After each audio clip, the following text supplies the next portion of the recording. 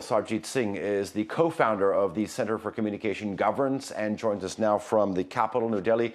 Good to have you on the show. Now, before we talk about political accountability on the ruling BJP government, let's talk about the propriety of the head of Facebook in India having family ties with the ruling party, the BJP. One of the family members of the head has been a member of the student wing of the ruling party.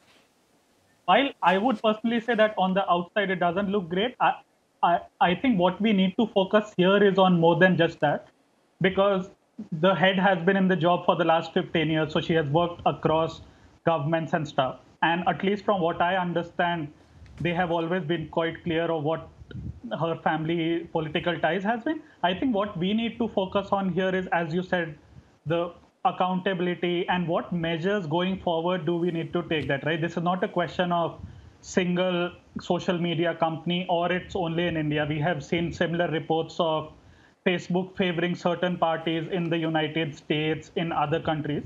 So I think we also need to focus on that.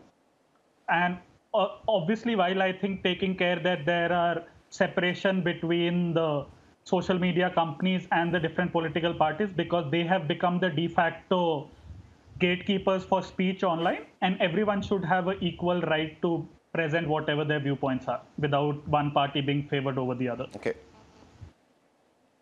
Sarjeet, so let's talk about that accountability. I mean, globally, there is an ongoing debate. Some would say it's a raging debate about the impact of social media on democracies around the world. Do you think that this is perhaps a perfect case in point for Facebook to now separate governmental lobbying from the business of social media? Definitely, I think there is no other way that you can have a unbiased way to do this job, because at the end of the day, if you have government relations, lobbying and content regulation done by the same company, there will always be conflicts. And as you said, I think there has been a raging debate. And if you see what Turkey itself has done, what Brazil has done recently, they have brought out these laws to regulate some of these activities of content regulation.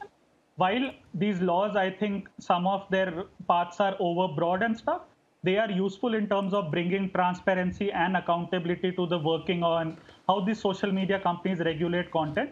In India itself, there has been a debate to change the intermediary laws which govern all this. So I think going forward, there is a need to regulate all these social media companies. I think they have had a free hand for a very long time, and they have become too big to not be regulated. And as you said, I think if we take this example or similar examples happening everywhere, these companies have a direct impact on electoral functions, on the sovereignty of states and stuff. So there is definitely a need to regulate them from the government side. And I think internally, the first thing they need to do is separate the government relations functions from the content regulation and other functions. All right, Sarjeet Singh, certainly too little time to discuss such an important matter, but thank you very much for joining us.